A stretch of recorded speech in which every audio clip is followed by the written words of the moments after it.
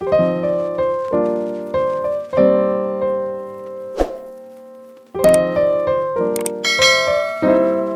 this is James from My Take on Reality. In this episode, we're going to be talking about 90 Day Fiance Before the 90 Days, Season 5, star Ben. As I call him, Bad Boy Ben. You saw it on the thumbnail. Bad boy, what you gonna do? What you gonna do when they come for you? Like, as it turns out, Ben is the first guy in 90 Day or even reality TV history to ever get in trouble with the law. However, Ben is uniquely positioned because he's the first guy that at least I'm aware of that got in illegal trouble while the episodes were airing and right before the tell-all. I think the tell-all was already shot, so I don't believe they're going to talk about or address Ben's arrest during this show. Anywho, let's get to it. Ben was arrested, or I should say he was rearrested on a bench warrant from a case that stemmed back in September 2020. Now, according to Ben, in September of 2020, he went to go help a homeless couple living at a Red Roof Inn. And when they offered him a little plastic cup of wine, he, according to him, stupidly accepted. Now, when he left, he said he felt a little tired. He stopped at a hotel for the night and completely lost the next 24 hours. Apparently, they spiked the drink. The next day, he attempted to drive home and hit the curb, disabling his car. The police did a breathalyzer and found no alcohol, but later they did a blood draw at the station and found flubromozolam, which is a designer drug. It's in the benazepine family on the street, and all this stuff I had to look up because I had no idea what it was.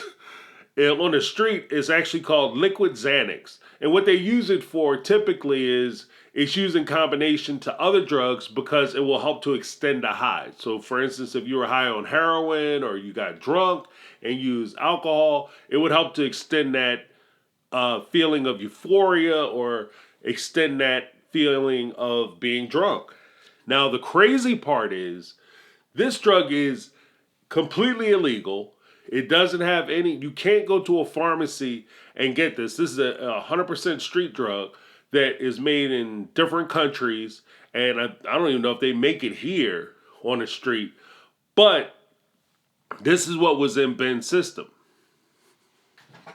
Now, off Fripp, I got to point out the fact that if I get pulled over by the cops after I just got into a car accident, and the reason I got into a car accident and I was super tired is because I went to go visit some people.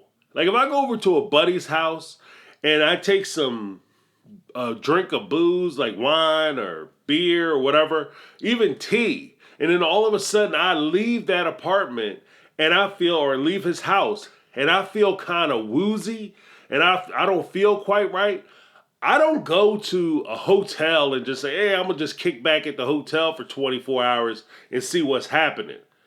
I go to the hospital. Now, if for some reason I just thought, hey, maybe I'm just super tired out of blue and for no reason, I'm just super tired, and I get into a car accident, and when the cops find out that I have drugs in my system, I don't just take the L on the driving under the influence charge. I tell them somebody spiked my drink, and I insisted they go back and try to find these people. Like I didn't hear anything about any type of investigation or any connective charges to the quote unquote homeless people that Ben went to go help. And that's, on rip, that sends up a red flag, at least for me. How did this blow up? Now, according to Ben, he received 18 months probation, community service, counseling, fines, educational courses, and random testing for weeks and weeks, according to him. He says he met all the requirements and never had a positive test. However, when the court summons was sent out, it was sent to the wrong address. This was his fault As he says it was my fault because I needed to make sure I was getting all notices. But by the time I found out, it was too late and I missed my appointment. So a warrant was issued for my arrest. I immediately drove 14 hours and turned myself into the court and spent a night in jail.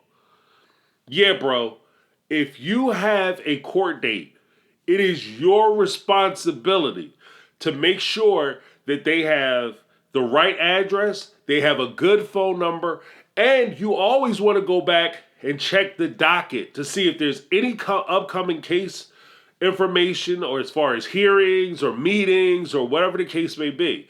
You also want to stay in touch with the district attorney's office if they have anything that's going on. And more importantly, with a case like this and with everything that you have to lose, it would behoove you to go and get an attorney. Your attorney will keep track of all this. And if something happened where you didn't get notified, your attorney would be notified because the court would notify him and him or her, and they would notify you. If for some reason it fell through the cracks, they have a better opportunity of standing in front of the court and saying, Your Honor, it's my fault that my client wasn't notified. I was remiss, and I'll take the hit on that. The court will, the judge will say something to him, probably reprimand him. You got to stay on top of this, wasting the court's time, blah, blah, blah. But at the end of the day, you won't go to jail. You won't go to jail. And that's what you want. So Ben's got to do better. Now, as a result of him being arrested on this bench warrant, that's when everything started coming out and everything started falling apart. Ben's job found out that he was arrested because now he's on TV and now he's a part of the 90-Day Fiance family. So everybody is starting to take an interest in Ben. Now, above anything else, Ben, you know that you're on TV and you know because you had the cameras following you and you know that you were arrested. At that point, it is in your best interest. This is it for anybody who's ever going to be on TV or do something to where they potentially could become recognizable and famous. If you are become a big enough person and people are taking interest in you, especially interest enough that they watch week after week and like myself are making videos about you, then you can assume that anything in your past that can be used against you will be found, discovered, and brought up. And people like myself are going to make videos about you. In light of that, it is in your best interest just to go in, sit down with your boss and say, just so you know, little FYI, I went to go help some homeless people. For some reason, they decided they were going to drug me. I got high as shit. I didn't know I was high. I left. I got my car. I got in a car accident. The police came. They found out I was high. I was arrested for operating under the influence and driving on a suspended license. Oh, by the way, I don't have a license, so you might want to give that parking spot I've been using away now. This is just basic stuff. This is how you survive the game. Now, the way he describes it after he was let go, Ben, of course, being the magnanimous guy that he is, he gives out this statement. He says, anything that would distract us from accomplishing the mission of our charity should be dealt with appropriately. I had become a major distraction, and I know this process, while painful, is the best course of action. He added that his termination will eventually lead him to another place of service, and he could use his talents to help. Now with that, I'm going to have to go ahead and call bullcrap, and more bullcrap with a little poo-poo sprinkled on top. Because this was a very cultivated, calculated answer. If you listen to what he's saying, he's not taking responsibility for anything. He's basically saying, yeah, I understand that anything that would distract us from accomplishing the mission of our charity should be dealt with appropriately. You are the problem. You are the distraction. You are messing up the charity because of your action. He said, I become a major distraction. And I know this process, while painful, is the best course of action. Yes, it's painful because you're about to lose your job. And if you understood the process and you understood the system, then you would understand that the best course of action you could have possibly taken was to actually go to your boss before this came out and before it became an issue and said to your boss, this is what happened. If you explain to your boss, in some cases, here's the ironic part. In some cases, even if Ben said, I like getting high. This is what I like to do on Saturday night. I get a 8-ball of this and a free base of that. And I like to shake them up in a bag. And I like to do everything. And I do a beer chaser afterwards because I'm trying to lose weight. But whatever the case may be, if you said that, you most likely would have been able to keep your job. But because you didn't take responsibility off rip and they had to find out about it the way they found out about it, there's no insulation and there was no way that they could protect you from firing. Here's what's even crazy. When the board members and the public found out of his arrest, it was falsely reported that he had been picked up late at night for drunk driving. While the truth is far less dramatic, the damage had been done.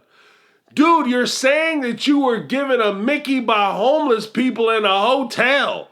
How is that way less dramatic than you getting pulled over in the middle of the night for drinking and driving? Or, operating under the influence. How is that less dramatic? I went in, I got in a shootout, and I got high, and I was doing drugs, and when I was doing bumping lines off of hookers' booties, and that's way less dramatic than I just got pulled over because I crashed into the curb. Like, clearly he doesn't understand what less dramatic and more dramatic means. Here's what I wanted to say about this whole thing, my analysis. Why was Mahogany right to ask about Ben's past? Anytime you're engaged in any relationship, all relationships really is a culmination of your experience with that person. That's who you are as a person, really. What makes you you?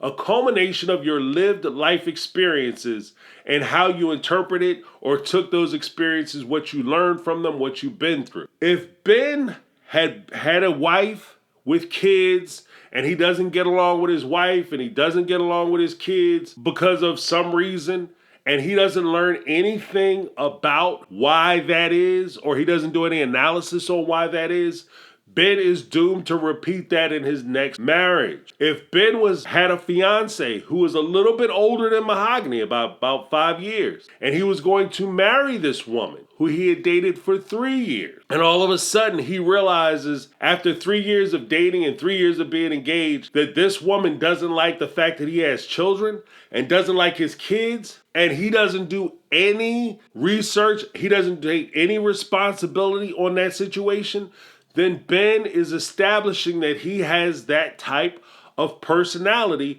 where nothing is his fault. And as we can see with his arrest, nothing is his fault.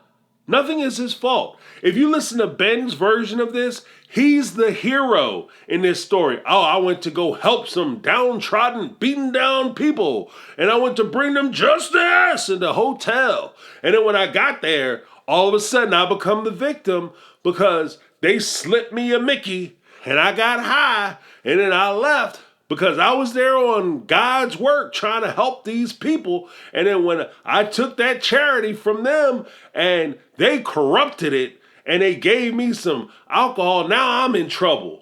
And I had nothing to do with it, because if you listen to what he's saying, he's basically saying, although I take responsibility for it and I was arrested and I committed a crime and people could have got hurt, essentially what his story is yeah, I committed a crime that wasn't my fault because people drugged me. People could have gotten hurt by those people drugging me. Not because I went and got high and I tried some liquid Xanax. No. They gave it to me and they slipped it in my drink. Completely ridiculous. And so if you are in a relationship and you want to find out what kind of person you're dealing with and how he'll deal with you in the future or how she'll deal with you in the future, look at her previous relationships, because that will be a strong indication of how they're going to deal with you in the future. Past is prologue, my friends. Past is prologue. That's James from My Take on Reality. This has been my take on this whole Ben craziness situation. Bad boy Ben. Give a shout out to him. Now, if you have a questions, comments, or you just want to say something, hit it up down in the comments below. Otherwise, please like, share, and subscribe to the channel. And my name is James. This is My Take on Reality. And I'm out. 'Cause I've been